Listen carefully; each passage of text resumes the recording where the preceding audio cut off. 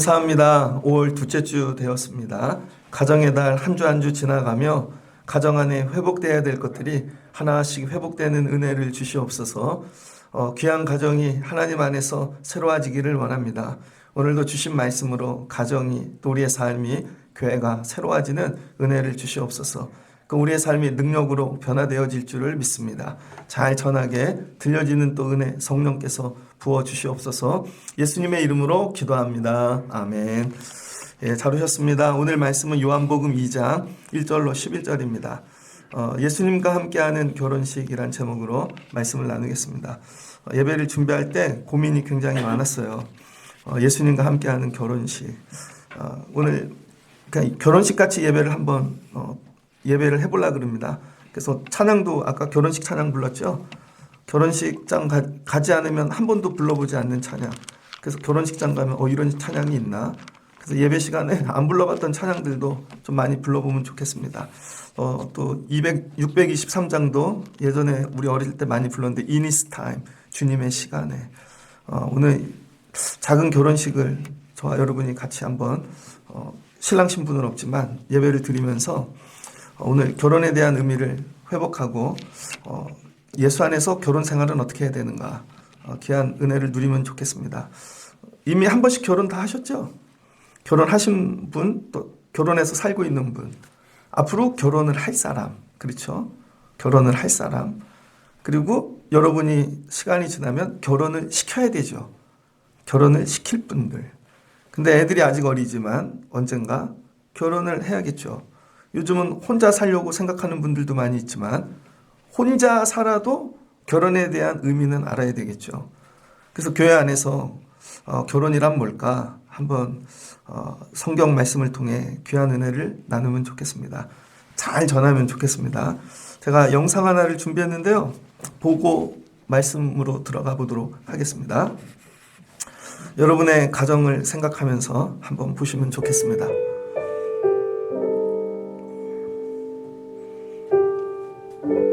불 꺼주세요.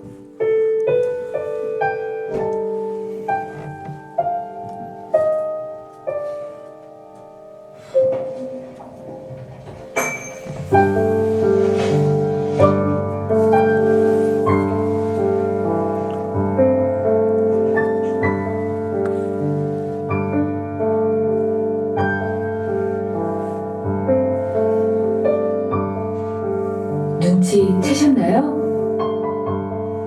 사실 오늘은 남편이 아내에게 마음을 전하는 날입니다.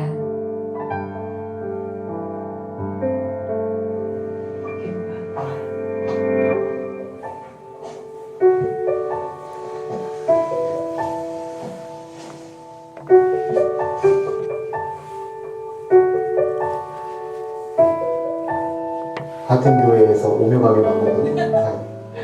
그때는 신민하다는 줄 알았어요. 임신한 상태로 결혼을 했기 때문에 이렇게 드레스 고를 때부터 되게 미안했어요. 청바지에 그냥 티 하나 입고 나오고 막 이렇게 머리 하나 묶고 나왔는데 저 그때 그게 너무 예뻤던 것 같아요. 키는 좀 작은 편인데 얼굴이 그때 많이 예뻤고 그때 머리 스타일이 뽀글뽀글뽀글하게 아프고 그럴 때는 이제 제가 또 대신 아플 수는 없으니까 그때 좀 많이 안쓰럽고. 술 많이 먹는 남자를 싫어하지 않는다. 취하는 남자 싫어한다. 제일 싫었던 거를 제가 제일 잘했던 거죠. 돌이켜보면 당신한테 변변한 프로포즈도 제대로 안 한 채 얼렁뚱땅 결혼했던 것 같고, 예쁜 시간 나 때문에 다 보낸 거 너무 미안하고 그동안 너무 힘들었을 것 같고, 가장 못지않은 가장으로 우리 가정에서 자기가 있었기 때문에 지금 이런 행복이 있는 거라고 지금 생각을 해요. 아이들 셋 틈에 껴서 넷이서 이렇게 잠들어 있는 모습 보면 가끔 이렇게 울컥울컥 눈물도 나거든요. 여보야, 여보, 세진아,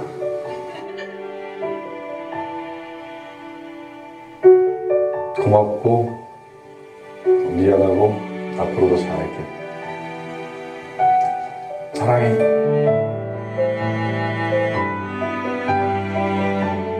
다시 프로포즈를 하면 받아줄 거지? 다음에 다시 태어나도 나랑 그럼 결혼해 줄래? 더 잘할게. 지금보다. 유정아 사랑해.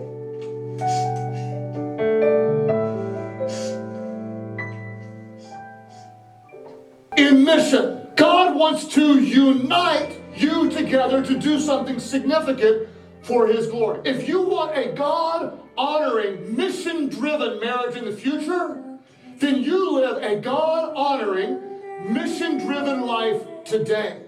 You're not waiting on some spouse to complete you. Jesus is the one who completes you. You can serve Him fully and faithfully today. Your greatest goal is not to get married. Your greatest goal is to honor God. Here is your mission. Would you choose to accept it?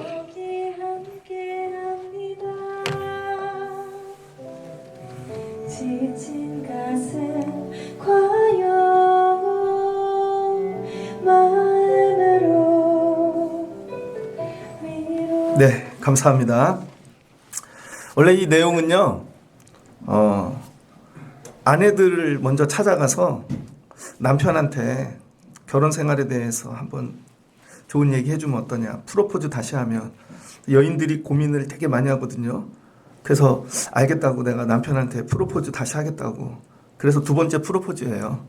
그래서 남편한테 프로포즈 하는 내용을 영상으로 찍으려고 갔더니 남편들이 먼저 프로포즈한 영상을 아내에게 보여주는 거예요. 제가 이걸 준비하면서 이거 한 달 전에 준비했거든요. 우리 교회 부부들을 갖고 이런 영상을 한번 찍으면 좋을 텐데 남자들 중에 저렇게 아내에게 고백하실 분이 있을까? 또 여자분들도 마찬가지고. 그래서 두 번째 프로포즈입니다. 오늘 집에 가셔서 두 번째 프로포즈 한번 해보세요. 근데 이 영상을 보면서 이렇게 또 처음에 보면 되게 감동이거든요. 근데 많은 생각을 하게 되어집니다. 그러면 그 사람하고 다시 살면 다시 잘 살 수 있을까? 이건 또 다른 문제겠죠. 정말로 다시 시작한다면 지금보다 더 나아질 수 있을까? 아마 삶의 지혜는 있고 경험은 있지만 다시 잘 살기는 제 생각에 좀 어려울 것 같아요. 왜냐하면 사람의 노력으로 되는 게 아니기 때문에. 그래서 여러분, 결혼해도 우리의 힘으로 되어지지 않는다는 걸 알아야 돼요. 그래서 아이들에게도 결혼이 낭만이 아닌 걸 자꾸 가르쳐야 되고, 결혼을 하면서도 결혼에 대한 의미를 자꾸 생각하면서 살아가게 해야 되고, 그리고 앞으로 준비를 어떻게 해야 되는지, 그리고 우리는 그런 삶을 살아가고 있는가, 이런 생각을 하는 시간이 되어지면 좋겠습니다. 그래서 여러분이 생각하면서 사셔야 됩니다. 오늘 요한복음 2장, 요한복음에는 기적이 7가지 나오는데 예수님 공생애 가운데 제일 첫 번째 일어난 기적이죠. 가나 혼인잔치의 기적. 그 예수님이 첫 번째 기적은 결혼식에 가셔 하셨다는 거예요. 결혼식. 그리고 예수님 또 마지막은 나사로의 집에서 마치셨죠. 그리고 결국 우리는 천국에 가서 우린 어린 신부가 되어, 어린 양, 신부가 되어지 거룩한 신부. 예수님이 우리의 신랑 되시는 거죠. 그러니까 이 우리의 신앙생활은 이 가정, 결혼 이걸 떠나서는 생각할 수가 없습니다. 그래서 여러분의 가정, 결혼 생활이 점점 온전해지심을 향해 나가야 되는 것이죠. 근데 예수님이 왜 가나 여기 혼례 잔치에 가셔서 첫 번째 기적을 행하셨을까? 결혼식이었기 때문에 기적을 행하신 걸까? 아니라는 거예요. 수많은 결혼식이 다 있습니다. 수많은 결혼식이 있는데 예수님이 오늘 갈릴리 가나 이 혼례에 가신 이유는 다른 이유가 아니라 2장 2절을 보니 예수와 그 제자들도 혼례에 뭐 했대요? 청함을 받았답니다. 그러니까 예수님을 그 혼주가 불렀든지 아니면 신랑 신부가 불렀든지 누군가 가서 예수님께 청첩장을 준 거죠. 그래서 예수님을 초대한 거예요. 그러니까 이 예수님의 공생의 시작이 뭐냐면 누군가 초대했기 때문에 예수님이 공생애를 시작했다는 것이죠. 그러니까 여러분이 예수님은 초대하지 않고 내 삶 가운데 날마다 기적이 일어나기를 원해요. 내 삶에 막 놀라운 일들이 안 일어난다는 거예요.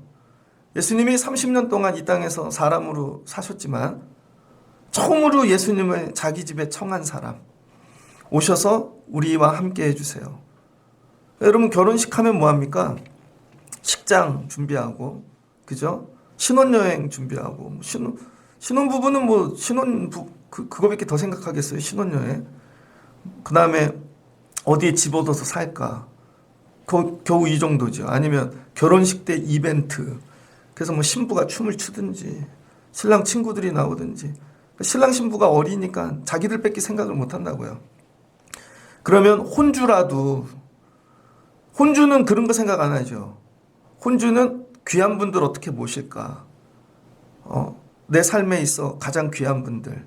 근데 요즘은 그렇게 안 하고 작은 결혼식이라고 애들 마음대로 하게 하잖아요. 그런 결혼은 별로 안 좋은 것 같아요. 여러분, 애들이 뭘 알아요? 결혼식의 가장 중요한 의미는 귀한 분들을 모시는 거예요. 귀한 분들. 그럼 그분들 모셔서 야, 막 이렇게 많이 내라 이런 게 아니라 귀한 분들이 오면 어떻게 될까요? 축복을 해주잖아요. 축복을. 그런데 가나 이 혼례 결혼식이 있던 이 집에는 신랑 측인지 신부 측인지 이 혼주가 되게 지혜로웠던 것 같아요. 다른 건 모르지만 예수님과 그 제자들은 꼭 우리가 청하면 좋겠다. 초대하는 것이죠.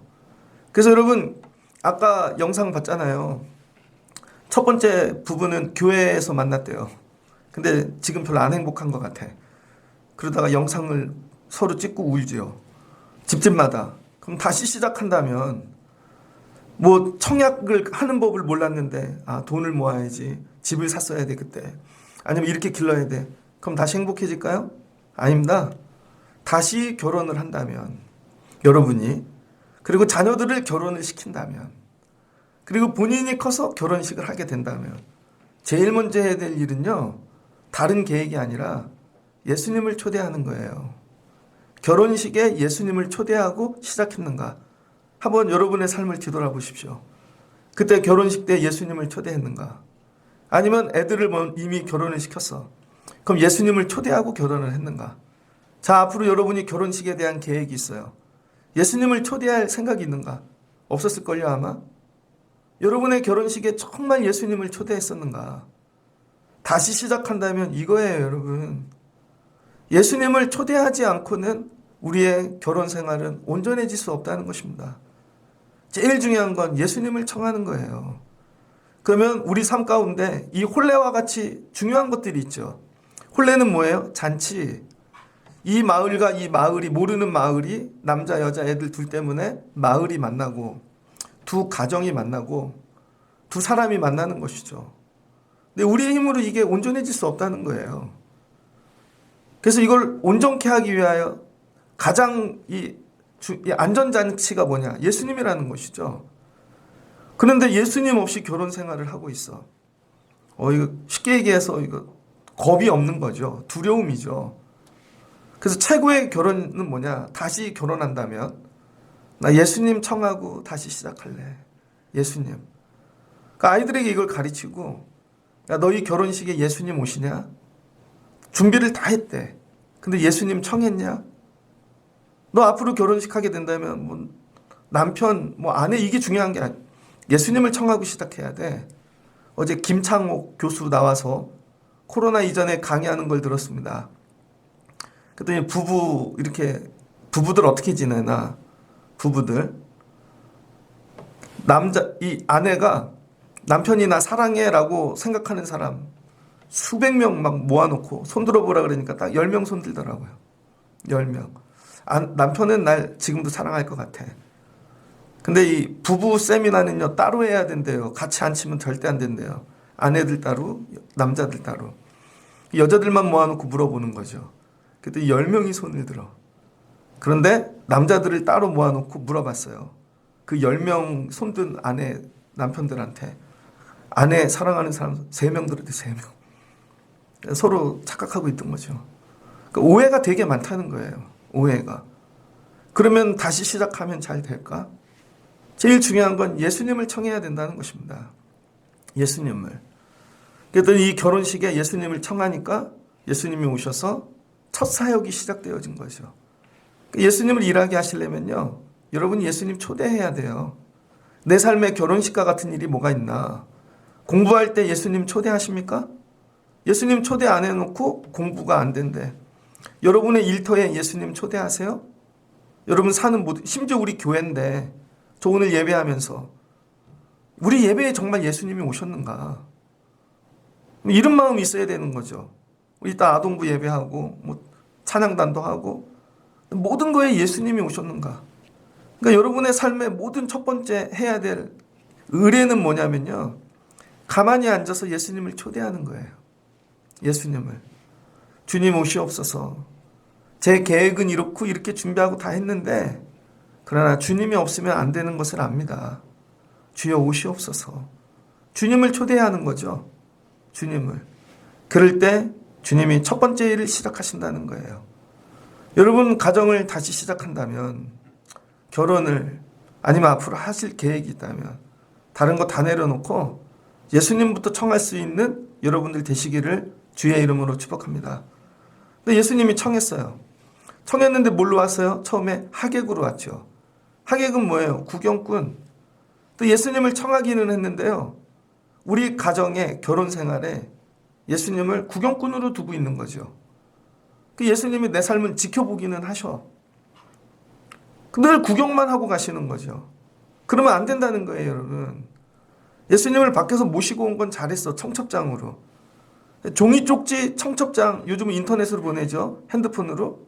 모바일 뭐 청첩장. 여러분 그건 다 그냥 구경하고 가는 사람이에요. 근데 오늘 주시는 은혜는 결혼식을 아무리 잘 준비를 해도 반드시 보이지 않는 데서 문제가 생긴다는 것이죠. 양가가 예수님까지 청할 정도로 디테일하게 리스트 뽑아가지고 하객을 맞이했어요. 저희 집에 짐을 정리하다 보니까 제가 처음으로 부목사 간 교회 자료가 산더미처럼 있더라고요. 그 교회 자료들을 못 버리겠어요. 왜냐하면 그때 밤을 새서 일을 했거든요. 처음 갔던 교회 제가 6월 달에 부목사로 부임을 했는데 한 2달 있다가 창립 50주년이었어요. 그래서 가자마자 2달 동안 거의 매일 밤을 새며 50주년 준비를 했습니다. 근데 자료를 이렇게 넘겨보니까 뭐 7대 사역해서 뭐 쫙 하고, 근데 나중에 그게 파일이 한 4-5건 되는데요, 온 손님들 리스트 있더라고요. 전국에서 초대해야 될 담임 목사님 손님, 장로님들 손님 뭐 이렇게 해갖고 보니까 리스트가, 그리고 온 사람들 전부 다 적고, 하완 보낸 분들 리스트 따로 적고, 감사 뭐 이렇게 편지 보낸 분들 리스트 따로 적고, 그거 당일날 다 정리가 끝나야 돼요. 그래서 전도사님 몇 명 세워서 그것만 정리하는 사람 따로 세웁니다. 그리고 그날 딱 끝나면 저녁에 문자를 보내는 거죠. 그분들에게 감사하다고. 야, 이렇게 리스트가 많았구나. 여러분 그렇게 아무리 준비를 해도 펑크 나는 게 있다니까요. 거기 와갖고 상처받는 사람이 있고, 아무리 잘해도 50주년하고 교회 떠나는 사람이 있습니다. 그렇게 열심히 했는데 이유는 왜 그래요? 여러분, 그러니까 행사는 우리는 보여주고 신문에 나고 막 그랬는데 그게 아니라 거기 오는 사람들의 마음을 살펴야 되는 것이죠. 이게 행사를 하다 보니까 밖에서 온 분들만 주인공이 돼요. 밖에서 온 분들만. 그래서 누가 왔어요? 감독님이 왔어요? 막. 근데 실은 50년 동안 그 교회를 섬긴 분들이 있는 거죠. 그 밑에 시장에 살면서 한평생 진짜 그 시장에서 파셔가지고 그래서 교회에 섬겼던 분들. 실은 그런 분들이 50주년의 주인공이 돼야 되는 것이죠. 그분들을 잘 챙기지 않으면 손님들이 아무리 존귀함 받고 가도 이분들이 남는데 그럼 어떻게 되겠어요? 그럼 교회가 50주년 마치고 싸움이 나겠죠. 아니면 어려워진다든지. 여러분 이런 지혜가 필요합니다. 아무리 잘 준비해도 펑크가 나더라. 오늘 이 결혼식에는 어떤 일이 일어났어요? 앞에 있는 사람들은 먹고 마시고 그냥 온 귀한 분들은요 그냥 즐기고만 있는 것입니다. 근데 뒤에 포도주가 떨어져 가고 있다는 것이죠. 그래서 여러분 우리 삶에는요 앞에만 보는 사람이 있으면 안 돼요. 앞에만. 젊은 부부들은 뭐 앞에만 보죠. 앞에만. 그래서 앞에 뭐 또 뭐 사고 또 놀러 가고 앞에 것만 봐. 뒤에 펑크 나는 걸 보지 못하는 것이죠. 뒤에 펑크 나는 걸. 그런데 다행히 누굴 초대했어요? 예수님과 그의 어머니 마리아. 마리아가 뒤에서 이걸 보고 있는 것이죠. 여러분, 우리 결혼 생활이 잘 되려면 앞에 잘 되고 있는 부분이 아니라 뒤에 펑크나고 있는 부분을 봐줄 수 있는 사람이 있어야 됩니다. 그게 마리아라는 거예요. 그래서 그런가 캐톨릭에 가면 성모 마리아에게 기도를 많이 하죠. 그러니까 교회 안에는 모성애적인 부분도 필요한 거예요. 어머니적인 관점. 어머니의 눈으로 보니까 여러분 이 부족한 부분이 보이는 것이죠. 그래서 이 결혼식에는 누가 있었냐? 보지 못하는 문제를 볼 수 있는 헬퍼가 있었다는 거예요. 두 번째, 여러분 결혼 생활이 잘 되려면 내 결혼 생활을 봐줄 수 있는 헬퍼가 있어야 돼요. 헬퍼가. 나는 그냥 처음에 열심히 사느라, 애 낳고 사느라, 기르느라 그냥 정신없이 보이는 것만 쫓아갔는데 누군가 옆에 예수님의 어머니와 같은 마리아가 있어서 아니야, 계속 그렇게 하다 뒤에 이거 펑크나, 그러다 감정이 다 소멸돼. 아니야, 물질이 그런데 다 쓰면 나중에 필요한 때 없어. 아니야, 지금은 그런 걸 챙길 때가 아니야. 여러분, 이런 헬퍼가 있어야 삶의 균형이 이루어지는데, 결혼 생활을 뒤돌아보니 아까도 둘만 잘 지낸다고 되는 게 아니라는 거예요. 우리 결혼 생활에 보이지 않는 헬퍼가 있어야 되는 거예요. 어머니 마리아 같은 어머니 성령님. 내 삶에는 어머니 마리아 같은 분이 있는가? 그래서 집사님 아니야, 그거 권사님 그렇게 하는 거 아니야. 목회도 그렇게 해야 되는 것이죠. 성도들을 향하여 본인들이 못 보는 아픔, 펑크나고 있는 부분을 보면서 아니야, 지금 그렇게 하다 나중에 이게 펑크나. 내 삶에 헬퍼가 있는가? 그래서 여러분이 자녀들을 결혼시킬 때, 앞으로 결혼할 때 이런 헬퍼를 세워줘야 되는 거예요. 부모님이면 더 좋지만 너무 간섭 같잖아요. 그래서 우리 교회의 역할이 이렇게 되면 좋겠습니다.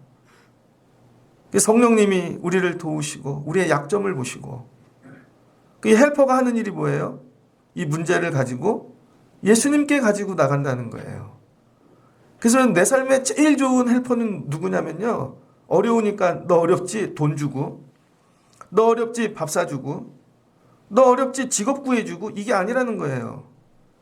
내 결혼 생활에 위기가 찾아올 때 나를 돕는 최고의 헬퍼는 나도 모르지만 뒤에서 내 문제를 가지고 예수님께 나가주는 사람이라는 거예요. 오늘 이 포도주가 떨어져 가는데 혼주를 찾아가서 엄마 아빠 일로 와봐, 큰일 났어. 그러면 안색이 바뀌니까 결혼식에 위기가 올 거 아니에요. 막 지금 흥에 취한 또 신랑 신부를 부르기도 그렇고, 그럴 때 이 마리아가 한 일은 뭐예요? 예수님께 문제를 가지고 나갔다는 거예요. 여러분의 가정을 이렇게 보면 저 가정 저렇게 가다 큰일 날 텐데, 어려울 텐데 왜 저걸 깨닫지 못하지? 근데 얘기해 줘봐야 자기네는 사느라 듣지도 못하고, 애들도 그렇고. 목회자가 해야 될 일은 뭐예요? 그 문제를 가지고 예수님께 가지고 나가는 것이죠. 어제는 기도를 하러 왔는데요, 비가 오니까 좋더라고요. 처음에는 앉았더니 잠이 오더라고. 사랑하는 자에게 잠을 주시나 보다. 그러다가 정신을 바짝 차려야지. 일어나서 기도하고, 하나님 이 잠 오게 하는 걸 쫓아주세요. 그 다음부터 기도를 하는데요, 여러분 집을 한 바퀴 다 돌았어요. 기도하다 보면 여러분의 문제가 다 보여. 하나님, 그거 제가 기도하고 집에 가는 거죠. 제가 여러분에게 해드릴 수 있는 거, 여러분의 보이는 문제 속에 함께 하지는 못합니다. 공부하는 일 일일이 쫓아다니고 직장생활 일일이 쫓아다니지는 못하지만 실제로는 그게 문제가 아닌 거죠. 뒤에 더 큰 문제가 터지고 있는데 그거를 예수님께 가지고 나가주는 사람, 아, 이게 목회다. 자, 여러분 삶에 가정에 헬퍼가 되면 좋겠습니다. 그래서 교회가 있는 성도와 없는 가정은 많이 다른 거예요. 여러분은 모르겠지만 그래도 교회가 계속 기도하니까 그 여러분의 삶이 온전해지고 평안해지는 것이죠. 우리 자녀들에게 결혼 생활하면서 붙여줄 헬퍼는 다른 게 아니라 교회라는 거예요. 교회. 교회 다니거라. 엄마 아빠가 죽어도 꼭 교회 다녀야 돼. 그리고 그 교회가 뭐예요? 기도해 주는 교회. 다른 게 아니라 예수님께 가지고 나갈 수 있는. 그리고 여러분도 최고의 헬퍼는 그 문제를 여러분이 예수님께 가지고 나와주는 거예요. 그래서 예수님께 청하는 것이죠. 그랬더니 예수님이 여자여 나와 무슨 상관이 있나이까? 내 때가 아직 이르지 아니하였나이다. 그 예수님은 다 계획이 있으시고 예수님의 때가 있다는 거예요. 근데 예수님이 오늘 아니 나는 저 혼주가 그냥 구경만 하라고 불렀는데요. 근데 어떻게 해요? 다시 청하는 거죠. 그래서 여러분 첫 번째 청함을 넘어 두 번째 청함을 들어가야 돼요. 우리는 결혼할 때 그때 예수님 청했어요. 그리고 결혼했는데요. 그리고 그 다음에 문제 생기면 한 번도 예수님께 나가지 않는 집들이 있죠. 아니에요, 여러분. 문제가 생기면 또 그 문제를 갖고 예수님께 청하라는 거예요. 그래서 결혼 생활이 어떤 결혼 생활이 잘 되는 건가? 문제가 어떻게 없을 수 있겠어요? 서로 다른 사람이 만나는데 제가 어떤 상담학자 얘기를 들으니까 남자는 여자도 마찬가지고 누구에게 매력을 느끼는가? 나하고 전혀 다른 사람. 왜? 나한테 없는 걸 갖고 있으니까 그 사람이 매력적이죠. 그래서 결혼을 하면요. 이 매력이 싸움의 조건이 된다는 거예요. 사귈 때는 나한테 없어서 매력적이었는데 실제로 살다 보니까 이 매력이 다 걸려. 밥 먹는 것도 나하고 다르네. 옷 입는 것도 다르네. 나중에는 매력이 다 원수가 되는 거예요. 그래서 제일 매력적인 사람하고 결혼하면 싸움만 하게 되는 거예요. 왜? 나하고 다르니까. 그게 좀 이해되시죠? 그런데 나하고 이렇게 이 사람만 매력은 하나도 없는데 나하고 비슷해. 그러면요 삶에 감동은 없습니다. 왜? 나하고 똑같으니까. 근데 살다가 부딪힐 일은 별로 없는 거죠. 그래서 매일 싱숭맹숭한데 그래도 가정이 평안해. 자, 그럼 여러분 매력적인 사람을 만나겠습니까? 그냥 매력은 없지만 나하고 비슷한 사람 만날까요? 그래서 결혼 생활하다 보면요 둘이 비슷해져 가면 싸움이 없어지는 거예요. 비슷해져 가면. 근데 결혼을 했는데 점점 매력이 더 많아져. 그럼 전쟁밖에 안 납니다, 여러분. 그러니까 여러분 우리 결혼 생활이 뭔가 서로 맞춰가야 되는데 맞추기 위해서 해야 될 일이 뭐냐? 우리는 문제가 많은 사람들이라는 걸 전제하고 그 다음 뭐예요? 맞춰가기 위한 노력은 계속 예수님께 요청하는 거예요. 예수님께. 근데 우리는 시작해놓고 끝. 그게 아니라 계속 요청, 또 요청, 또 요청. 그럼 예수님의 자리가 바뀐다는 거예요. 예수님이 하객으로 왔다가 예수님이 뭐예요 이제? 예수님께 주도권을 드리라는 거예요. 예수님께. 주님, 여기 물이 떨어져 가는데 저들은 아직 몰라요. 주님이 이거 정리해 주십시오. 그러니까 주님이 어느 때부터 일하냐면 주도권을 받으실 때부터 일하신다는 거예요. 주도권을. 여러분이 예수님께 막 요청을 해. 요청만 했지 주도권을 안 넘겨. 그리고는 또 내 마음대로 내가 주인 되어 하려고 그래요. 그럼 예수님이 일 안 하세요. 그러니까 결혼을 다시 한다면 우리 가정의 주도권을 예수님께 드려야 되겠다. 여러분의 가정의 주도권이 누구에게 있습니까? 거의 여자분에게 있죠. 요즘은 90% 아닌가? 거의 여자분이 주도권 갖고 있잖아요. 남자가 갖고 있는데 좀 위험한 집안이에요. 거의 여자가 갖고 있다고. 근데 뭐야? 예수님께 드리는 거죠. 예수님께. 그래서 두 번째 요청을 할 때는 뭐예요? 주도권을 드리는 게 요청이라는 거예요. 문제를 설명하고 해결해 달라는 요청이 아니라 이거 가져가셔서 주님이 여기에 주도권을 가지신 뭐예요? 주인이 되어 달라는 거죠. 주인. 그래서 우리의 가정이 예수님이 주인 돼야 됩니다. 근데 뒤돌아봤더니 아내가 주인이고 남편이 주인이니까 어떻게 돼요? 싸움이 일어나죠. 여러분 예수님이 주인이면 아내도 순종하고 남편도 순종하면 평안해지겠죠. 둘 다 똑같은 예수님 말씀으로 사니까. 근데 교회는 다니고 신앙생활을 하는데 가정의 주인이 예수님이 아니에요. 예수님은 늘 구경만 하고 있는 하객이야. 그래서 주인이 아내야. 그럼 남편은 괴롭죠. 요즘 남자들이 되게 단순하대요. 어제 김창호 그 강의 들으니까. 남자들이 아내들을 얼마나 무서워하는지 몰라요. 아내가 형 같대, 형. 아내는 남편이 또 이렇게 애 같대. 그래서 보통 이렇게 얘기하잖아요. 아들이 둘인 집은, 우리 집은 애가 셋이야. 이렇게. 그래서 남편이 제일 받고 싶은 게 뭐냐면 인정과 칭찬. 그래서 그 김창옥 씨가 강의하는데 남편 길들이기가 제일 쉽대요. 남편 길들이는 매뉴얼 가르쳐 주더라고요. 어느 날 남편이 딸기를 사왔대요. 그는 문 앞에 뛰어가 갖고 이야 맛있는 딸기를 사왔네. 그러면 좋아할 것 같죠?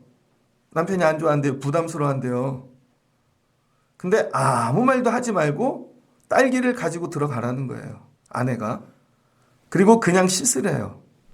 그리고 작은 소리로 이렇게 얘기하래요. 내가 오늘 이걸 먹고 싶은지 어떻게 알았지? 그럼 남편이 저쪽 방에 있어도 지 칭찬하는 소리는 다 들린대요. 그래서 내가 이걸 먹고 싶은지 어떻게 알았지? 그러면 다음부터 또 사온대요. 왜? 칭찬받으려고. 그러니까 아내는 요 얘기만 하면 돼. 내가 이거 먹고 싶은지 어떻게 알았지? 너 되게 잘했어 이런 얘기 안 해주는 거예요. 이게 남편 길들이는 매뉴얼이래요. 칭찬만 하면 다 뒤돌아보세요. 아마 그러지 않아요? 근데 아내가 칭찬이 없어요. 이걸 내가 지금 딸기 먹고 싶다고 안 했는데 딸기 알레르기 있는지 몰라. 내가 참외 먹고 싶다 그랬지. 아유 아직도 그것도 못 맞춰? 그럼 가출해버리는 거예요. 가출. 그러니까 여러분 그럼 내가 주인이 되려고 그러니까 그러는 거죠. 그 김창옥 씨 얘기를 들으면서 결국은 뭐 남편이 종이네. 그런 거죠. 잘 길들이는 법. 이게 아니에요. 우리 성도들의 결혼 생활은 뭐냐면요. 예수님이 주인이야 우리 집에. 나도 예수님께 물어볼게. 당신도 예수님께 물어봐. 그 뭐라고 말씀하셨어? 나한테는 이렇게 얘기하셨는데 다르네? 다시 물어봐. 근데 그래 나도 그렇게 했어. 그럼 둘 다 평등해지잖아요. 그리고 주도권 때문에 싸울 일이 없잖아요. 그래서 여러분 같이 예배 드리는 게 그렇게 중요한 거예요. 그런데 각자 누가 주인이 되면 반드시 싸움이 나고 물질에 문제가 생기면 너 때문에 그런 거고 애가 문제가 생기면 너 때문에 나중에 어떻게 돼요? 파탄이 일어나게 되어지죠. 만약에 다시 결혼을 한다면 가정을 꾸린다면 예수님 주인 삼고 살아야지. 예수님 주인은 뭐예요? 다 주님께 아뢰는 거예요. 이런 문제가 있어요. 그래서 여러분 삶에 제일 좋은 헬퍼는 누구냐면요. 이걸 가르쳐주는 사람이에요. 그 문제 예수님께 가지고 나가. 혼자 끌어안지 말고.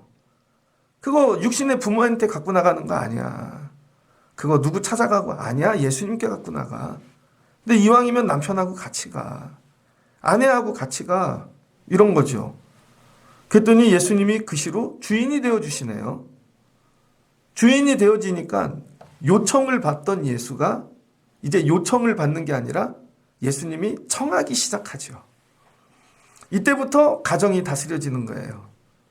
예수님이 이제는 청함으로 듣고 오시는 분이 아니라 예수님이 주인이시니까 예수님의 계획과 생각대로 그 결혼식을 치유해 가기 시작하죠. 그래서 예수님의 방법을 예수님이 청합니다.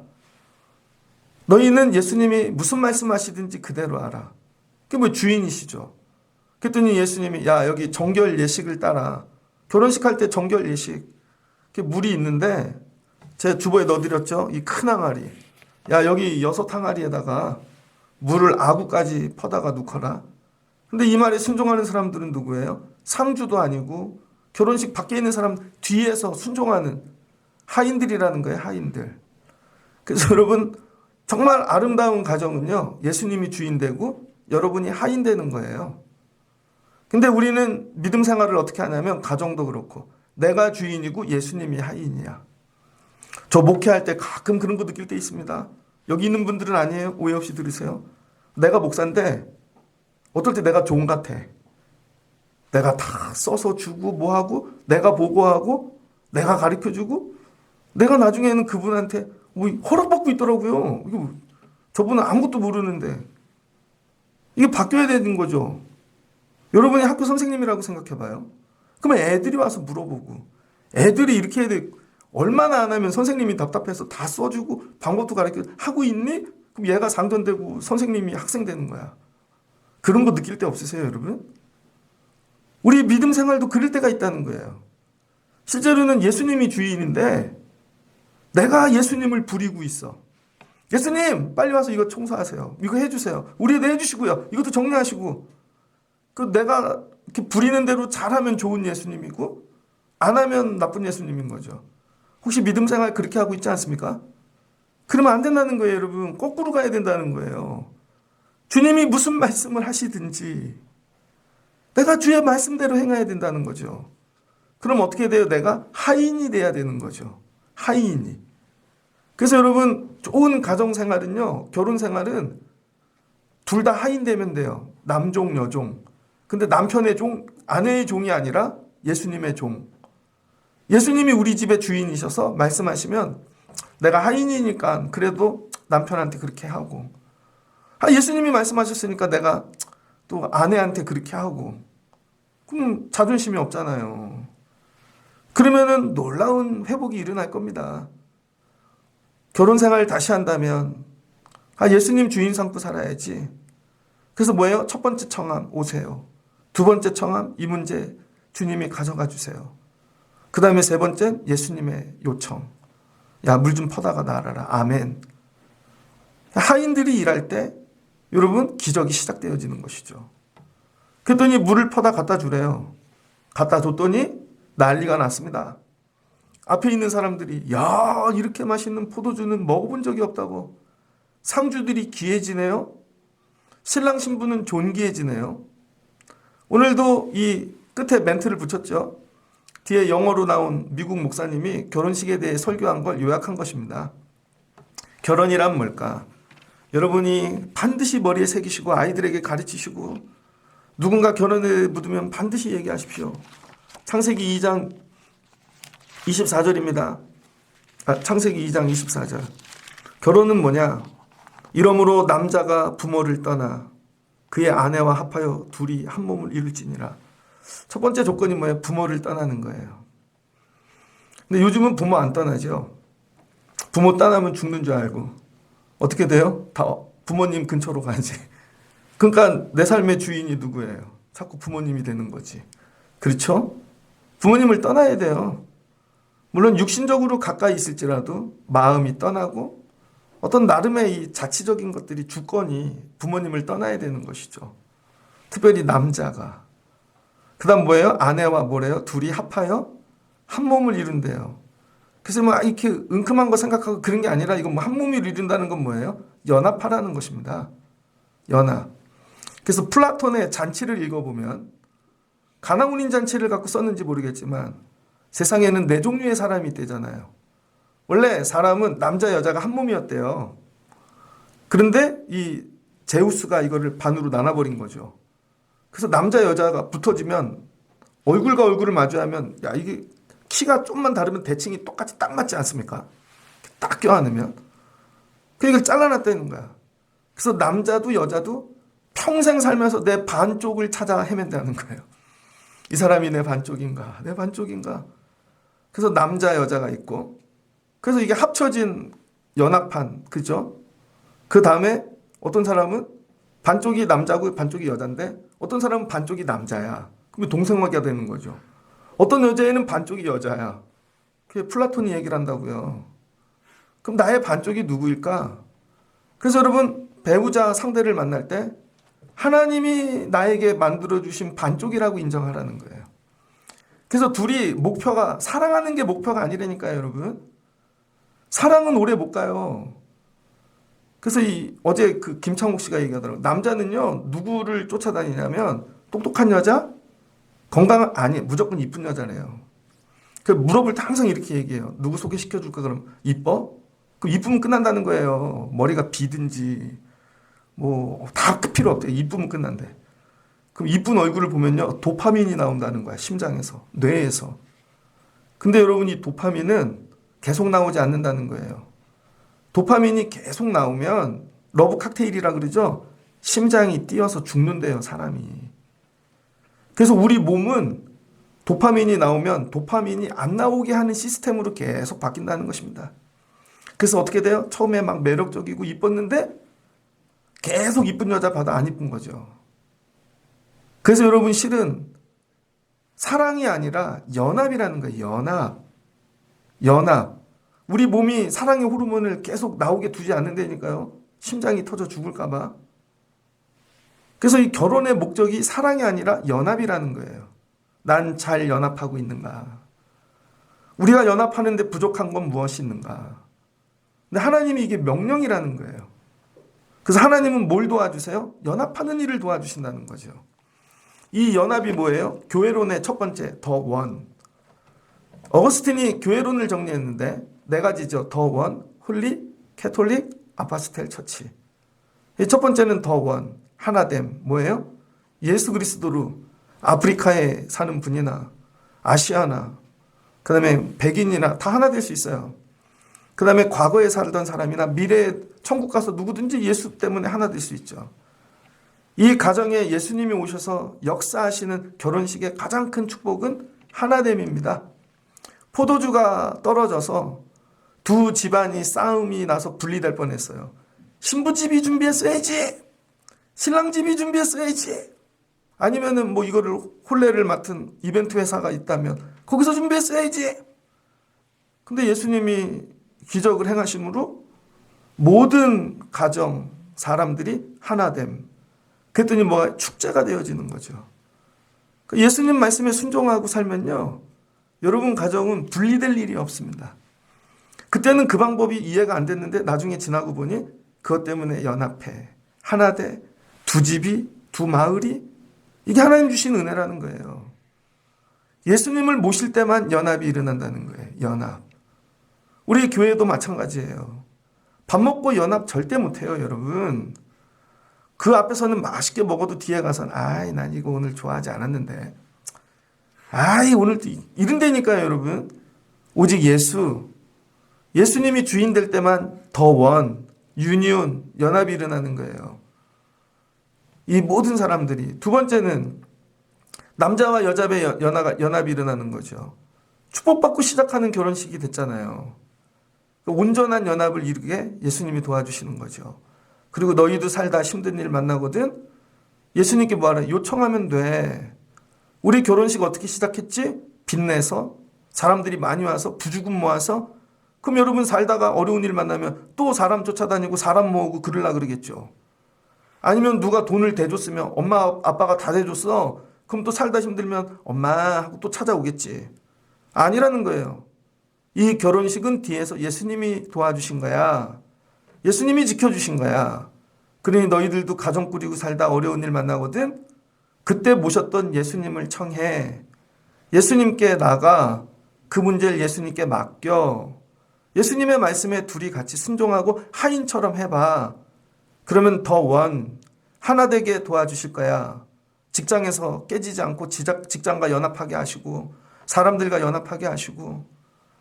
이 예수님이 주시는 은혜라는 거예요. 이런 걸 알고 결혼 생활을 해야지요. 프로포즈를 2번, 3번, 4번 하면 뭐하나. 자기들끼리는 절대 안 된다니까요, 여러분. 오직 예수 그리스도. 그 다음에 예수님이 함께 하시면 어떤 연합이 일어나요? 여러분 오늘 이게 기적의 사건이 되어 요한복음에 기록되어지고 예수님을 세상에 등장시키는 거죠. 그래서 예수께서 이 첫 표적을 갈릴리 가나에서 행하여 그의 영광을 나타내심에 제자들이 그를 믿으니라. 너희 가정을 보면 예수님이 보여. 아니 가나 혼인 잔치 얼마나 많이 얘기해요. 고속버스를 타고요. 외곽을 타고 가다가 서해안 고속도로로 내려가서 강원도 가는 고속도로를 뭐라 그러죠? 그 고속도로를 타요. 타고 가다 보면 시흥 조금 안 가면 오른쪽에요. 항아리 모양으로 지은 건물이 있습니다. 유리인데. 제가 볼 때 거기 술 공장인 것 같아요. 근데 항아리 모양으로 지었어요. 제가 그걸 보면서 전도사 때 나중에 교회를 지으면 항아리 모양으로 지으면 좋겠다.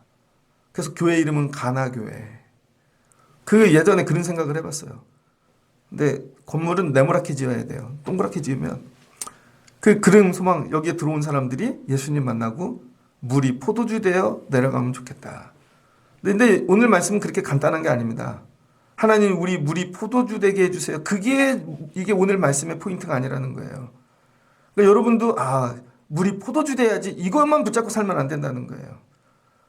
이 물이 포도주가 될 수밖에 없었던 이유는 예수님을 초대하셨고, 예수님께 청하였고, 예수님을 주인 만들어 드렸고, 우린 하인 되었을 때, 우리 눈에 보이지 않는 문제, 물 갖고도 주님이 포도주 만드실 수 있다는 것이죠. 이런 기적. 그래서 가정이 기적의 도구라는 거예요. 우리의 가정은 기적이 있는가? 우리의 가정에는 예수님이 일으키는 표적이 있는가? 그래서 오늘 이 결혼한 사람들, 우리는 이런 기적으로 시작한 결혼이야. 그럼 살다 어려운 일 만나면 두 번째 기적이 일어날까요? 안 일어날까요? 일어나겠죠. 제가 얼마 전에 어떤 목사님 간증을 들으니까 둘 다 아주 좋은 대학교를 나와서 결혼을 했는데 목사님이 너무 가기 싫은 교회가 임지로 나온 거예요. 버텼대요. 그랬더니 아버님이 야, 너 부끄럽다. 나는 살면서 이렇게 비참한 날이 없다. 주변의 목사님들이 그 교회 가지 말라고, 시골인데 더 좋은 교회 나올 거라고. 그래서 버티고 있는데 둘째를 나갔고 아버지를 찾아갔대요. 그랬더니 아버님이 야, 무릎 꿇어. 그 아버님이 장로님인데 아버지 왜 그러시나? 했더니 분위기가 장난이 아니면서 무릎을 꿇었대요. 그랬더니 우시더니 난 부끄럽다. 평생에 너 하나 길러서 하나님 드리려고 목회자 만들었는데 네가 교회를 골라가? 네가 그러고도 목사야? 하나님을 온전히 의지했다면 가야지. 그리고 살아온 날들을 다 얘기해 주시더래요. 정말 고생을 많이 하셨더라고. 그랬더니 목사님이 잘못했습니다. 그리고는 바로 가갖고 사임을 했대요. 있던 교회. 그랬더니 목사님이 왜 가냐고. 그랬더니 제 아버님 장로님이 이런 얘기를 했다. 그랬더니 목사님이 미안해. 내가 그렇게 권면해 주지 못해서. 나도 세상적이었네. 정말 하나님만 붙잡았으면 가야 되는데. 이런 거죠, 여러분. 그런 헬퍼를 둔 거야. 그런데 이 목사님이 그래서 시골 교회를 갔다는 거야. 아주 지방에 바닷가에 있는. 그때 낳던 둘째 애가 너무 머리통이 짱구머리로 이쁜 거예요. 근데 아내분이 간호학과를 나온 사모님인데 애가 머리가 이상하다는 거지. 남들은 모르는데. 그래서 동네 병원을 갔더니 남편분이 목사님이 아유 애가 짱구는 이쁘지. 그럼 이렇게 재우면 그 의사가 똑같이 얘기하더래요. 동네 의사가. 아닌 것 같아서 큰 병원을 갔대요. 그랬더니 거기도 아니래. 그 서울에 있는 대형 병원을 갔더니 얘 얼마 못 삽니다. 여러분 애가 태어나면 머리가 여기 뼈가 다 벌려져 있는 거 아시죠? 그래서 뇌가 자랄수록 이렇게. 그래서 여기 잘못 치면 죽잖아요. 근데 얘는 애기인데 머리뼈가 다 붙어 있다는 거예요. 근데 아시아에서 이런 환자는 드물다는 거죠. 그래 놓고 기도를 하는데 하여튼 그 뇌 수술을 하고 애가 살았어요. 껍데기를 다 벗기고 뇌를 잘라내고 오토바이 하이바를 씌워가지고 몇 년을 키웠대요. 중학생까지 키가 안 크더래. 고등학생쯤 됐는데 자기보다 머리 한 개가 더 있어. 몰랐죠? 근데 여러분 목사인데도 목회지 가거나 순종을 안 해. 하나님 제가 여기서 목회할 거니까 이걸 도와주세요. 예수님이 종이야. 근데 아버님이 야 부끄럽다 너. 너를 놓고 내가 난 이렇게 비참한 날이 없어. 그랬더니 순종하고 갔더니 알고 봤더니 하나님이 그런데 그 시골병원 옆에 뇌수술하는 의사를 갖다 놓으셨다는 거예요. 서울에 있던 의사인데 그분이 글로 내려온 거죠. 우리나라에 유일하게. 그런데 마침 미국에서 또 어떤 분이 그 병원으로 왔는데 미국에서 그 뇌수술하는 걸 몇 번 봤대요. 그 얘가 살았어. 근데 다른 애들은 수술해도 안 돼. 너무 늦어서. 우리 가정의 이루심 뭐예요? 기적, 표적. 그럼 너도 앞으로 하나님 붙잡고 살아라. 대신 하나님 붙잡는다는 건 하나님을 종으로 만드는 게 아니라 내가 종이 되는 거죠. 가려면 가고 오래면 오고 내 의지와 뜻은 없고. 주일 예배가 왜 중요한 줄 아세요, 여러분? 주일 예배는 우리의 기준이에요. 이게 우선순위야. 그래서 주일 예배가 우선순위 되면요, 주일을 딱 놓고 다른 일을 정리하죠. 난 예배해. 그러니까 공부도 나중에 하고 어디 친구 만나고 뭐고 다 나중이야. 근데 예배가 우선순위가 안 되면요, 학교가 우선순위면 학교 스케줄에 맞춰 예배를 바꾸죠. 내 직장이 우선순위면 직장에 맞춰 이걸 바꾸죠. 그럼 예수님이 주인이 아니라는 거예요, 여러분. 그래서 예배가 생명인 이유가 여기에 있는 것이죠. 너희 가정을 꾸릴 때 예수님 주인 삼아. 결혼 생활도 그 순종해. 근데 옆에 누군가가 야, 난 니네 집을 보면 야, 눈물이 난다. 비참함을 느껴. 이렇게 얘기해 줄 수 있는 헬퍼가 있는가? 맨날 복만 빌어주고 그게 아니라, 여러분 가정을 보면, 제가 목사인데 집사님 가정을 보면 슬퍼요. 권사님네 가정을 보면 제가 마음이 찢어져요. 이게 바뀌어야죠. 그래야 주님이 다스려 주시죠. 예, 알긴 알지요, 목사님. 근데 안 돼. 그럴 때 여러분 우리 가정이 표적의 도구가 된다는 거예요. 그래야 살다가 어려운 일 만나면 그때 모신 예수님께 나가. 너도 예수님 요청하고 살아. 결혼식의 최고의 선물은 이걸 주는 거예요. 이걸 가지고 시작하는 신혼부부와 그냥 부모님이 물려준 그냥 몇십 평대 집과 BMW와 주식과 이런 것만 갖고 시작하는 집이 같겠습니까? 살다 어려운 일 만나면 예수님 초대해, 예수님께 요청해, 예수님 주인 삼아. 그럼 이 가정은 문제들을 다 이겨가겠죠. 아니, 첫 번째 기적이 일어났는데 두 번째 기적이 안 일어날까? 그 집을 보면 예수가 믿어져. 우리 교회가 이런 교회 되면 좋겠습니다. 여러분의 가정이 이런 가정 되시기를 주의 이름으로 축복합니다. 예수와 그 제자들도 그 혼례 청함을 받았더니, 자, 혼례에다 가로를 놓고 시험을 보는 거예요. 예수와 그 제자들도 그 학교에 청함을 받았더니 되죠.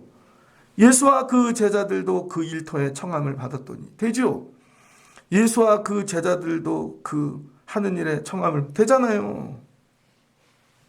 그럼 청함이란 뭘까? 청함은 헬라어로 칼라우를 얘기합니다. 칼라우. 이거는 큰 소리로 부르다는 거예요. 예수님이 지나가고 있는데 초대하기 위해서는 큰 소리로 불러야 돼요. 예수님! 예수님이 나사렛에서 가버나움 가고 계시는데 여기 결혼식 좀 와주세요! 부르짖으라는 거예요. 그게 인바이트입니다. 그래서 인바이트는 크게 불러야 돼. 그 이름을 호명하여. 와주세요. 와주세요. 그래서 여러분 청첩장도요. 제가 청첩장 되게 많이 봤는데, 모바일 청첩장. 보면 이름은 안 적혀있고 청첩장만 보내죠. 근데 진짜 정성스러운 청첩장은요, 받는 사람의 이름을 각자 적어야 돼. 저한테 보낼 때 이용진 목사님하고 청첩장 보내고.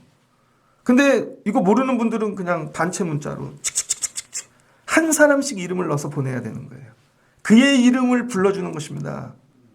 예수님 하고 이용진 목사님 하고 초대하라는 거죠. 그 다음에 조금 정숙한 건 초청이라 그러는데 이걸 콜이라 그래요. 부르는 거죠. 직접 전화를 거는 거야. 그 사람에게만. 바꿔주세요. 선생님, 저희 집에 좋은 일이 있는데 꼭 모시고 싶습니다. 이렇게. 그래서 이 칼라오에서 조금 넘어가면 이게 청함이 되는 거예요. 청함. 초대에서 청함. 근데 오늘은 청함이잖아요. 이 청함은 프로슈케를 얘기합니다. 프로슈케가 뭐냐면 기도예요. 기도. 앞에 나가서, 프로라는 게 앞에 나가서 간구하다는 거예요. 그래서 이 청하다는 데오마이, 기도를 얘기하는 것입니다. 자, 그러면 예수와 그 제자들을 혼례에 기도했다는 것이죠. 그래서 여러분 결혼식을 다시 시작한다면 기도하는 가정이 되면 돼요. 예수님, 우리 결혼식에 와주세요. 기도를 많이 하고 하는 결혼식과 계획을 많이 하고 하는 결혼식이 다르겠죠. 하나님, 우리 결혼식에 이런 부족함이 있어요. 도와주세요. 좋은 날씨를 주세요. 와갖고 깽판 부리는 사람 없게 하시고, 옛날 남자친구 오지 않게 하시고, 옛날 여자친구도 오지 않게 하시고, 우연히 뭐 불편한 일 없게 하시고, 뭐예요? 기도하라는 거예요. 기도하고, 기도를 많이 하고 시작하는 결혼식. 두 번째는 문제가 생길 때 예수님께 기도하는 거죠. 헬퍼가. 예수님께 기도했다는 거예요. 기도, 이거 마리아가. 그 다음에는 내가 직접 기도하고. 그래서 결국 뭐의 기적은 기도의 응답이라는 것이죠. 그래서 다시 시작한다면, 결혼을 다시 한다면, 기도하는 결혼식이 되면 좋겠습니다. 기도를 많이 하는 거예요. 나 그때 기도하고 결혼했나? 여러분 정말 기도하고 결혼하셨습니까? 살면서 전부 기도하고 예수님께 가지고 나갔는가? 왜 우리 엄마는 그때 기도를 안 해줬지? 우리 엄마는 돈만 주고 화만 내고 막 기도를 많이 해주는 헬퍼. 그 다음에 주님 말씀에 순종하는, 말씀으로 뿌려가는 가정. 그럼 어떤 일이 일어난다는 거예요? 표적이 일어난다는 것이죠. 지금도 늦지 않았어요, 여러분. 제가 오늘 왜 이 말씀 하나? 여러분들 다시 결혼시키려고. 오늘 마치 결혼식 같아. 여러분 오늘 이 말씀을 붙잡고 다시 결혼한다는 마음을 가지고 기도하십시오. 아내와 남편이 다시 기도하고, 자녀를 위해 기도하고, 나중에 자녀가 결혼하면 너한테 줄 최고의 선물은 엄마가 기도 많이 해줄게. 그럼 애가 짜증내겠지. 돈을 달래니까. 나중에 살다 보면 알 거예요. 기도가 최고의 선물인 것을. 그러면 삶의 기적과 역사가 일어나는 것입니다. 다시 결혼한다면, 그 남편하고 그 아내하고 다시 산다면, 여러분 더 중요한 게 있어요. 예수님과 함께 하는 거예요. 예수님과. 다시 예수님을 초대하고, 예수님께 기도하고, 예수님께 요청하고, 예수님께 기도하고, 말씀하면 순종하고. 그럼 여러분의 가정이 첫 표적이 일어난 갈릴리 혼인잔치와 같은 가정이 되어질 줄을 믿습니다. 이런 소망을 가지고 우리 가정 새로워질 수 있다. 오늘 예수님 붙잡고 다시 결혼시켰다. 우리 애들은 예수님 붙잡고 결혼식 시킬 거야. 나도 크면 예수님 붙잡고 결혼할 거야. 그럼 여러분의 삶이 기적으로 물들어지실 줄 믿습니다.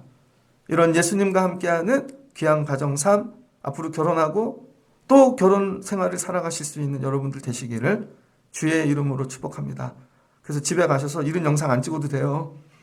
남편 손잡고 아내 손잡고 예수님 붙잡고 다시 하자. 우리 기도 많이 하자. 우리 애들 기도로 기르자. 그럼 하나님께서 놀라운 은혜 주실 줄을 믿습니다. 저는 우리 교회 성도 여러분의 가정이 이런 복된 가정 되시기를 주의 이름으로 사모하고 축복합니다.